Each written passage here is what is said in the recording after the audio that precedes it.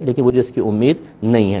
یہ کہتے ہیں کہ اگر کوئی خاتون یہ کہے میرا جسم میرا ہے، میری مرضی، تو یہ شاید وہ کوئی احتجاج وغیرہ ہوا تھا، اس میں کچھ یہ خواتین نے نعرے لگائے تھے، یہ بالکل خلاف شرع نعرہ ہے۔ بالکل میرا جسم میرا ہے، خاتون کا جسم ان کا ہے، لیکن شریعت کے خلاف مرضی کی تعلیم تو شریعت نہیں دیتی ہے۔ اس کا مطلب یہ تو نہیں کہ کوئی کسی بہن کا جسم اس کا ہے، یقینی سی بات ہے اللہ نے اس کو دیا ہے تو وہ اس کو جیسے چاہے یوز کرے، جیسے چاہے، مطلب خلاف شرع بد اخلاقیوں میں اس کو استعمال کرے، اس کی تو شریعت اجازت نہیں دیتی، بلکہ ہمارا ملکی قانون اجازت نہیں دیتا۔ آپ یہ دیکھیں نا کہ ہر گناہ تو نہیں کر سکتا اعلانیہ طور پر۔ اس قسم کے نعرے جو ہیں وہ ایک بغاوت اور جرأت پیدا کرتے ہیں، اور جب اذہان میں بغاوت اور جرأت پیدا ہوتی ہے تو انسان اسلامی خاص طور پہ پابندیوں کو بہت ہی ناگوار تصور کرنا شروع کر دیتا ہے، اور پھر ان کو معاذ اللہ اپنے قدموں تلے رونتا نظر آتا ہے، انہیں پھلانگتا نظر آتا ہے، اور اس سے معاشرے میں بگاڑ پیدا ہوتا ہے۔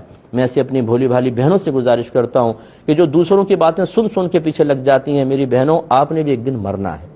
جس دن آپ مریں گی نا، اس دن کوئی این جی اوز اور فلاں جو آپ کو بے پردگی کی طرف اور بغاوت کی طرف اور شوہروں کے خلاف کھڑے ہونے کی طرف اور معاشرے میں بگاڑ کی طرف بلا رہے ہیں، ایک بھی بچانے والا نہیں ہوگا، ایک بھی نہیں۔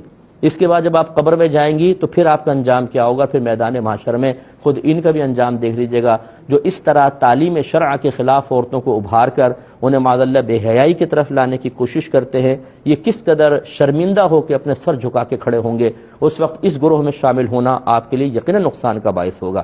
اس لیے خصوصاً جو کالج یونیورسٹی میں ہماری بچیاں پڑھتی ہیں، میں ان سے گزارش کرتا ہوں کہ ہرگز جذباتی پن سے کوئی قدم نہ اٹھائیں۔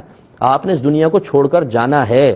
جب تک آپ لوگوں کے درمیان رہتے ہیں، ہو سکتا ہے ان کی گفتگو سے آپ کو اپنی خطا کا کوئی احساس نہ ہو، نہ آپ گلٹی فیل کریں، نہ ندامت، نہ شرمندگی، لیکن موت تو آئے گی۔ مرنے کے بعد جو کیا ہوگا یہ آپ کے نبی آپ کو بتائیں گے، یہ لوگ نہیں بتا سکتے ہیں۔ آپ کے نبی نے بتایا، شرمندگی، رسوائی، ندامت اور عذاب ہے، اس سے بچ کر رہیں۔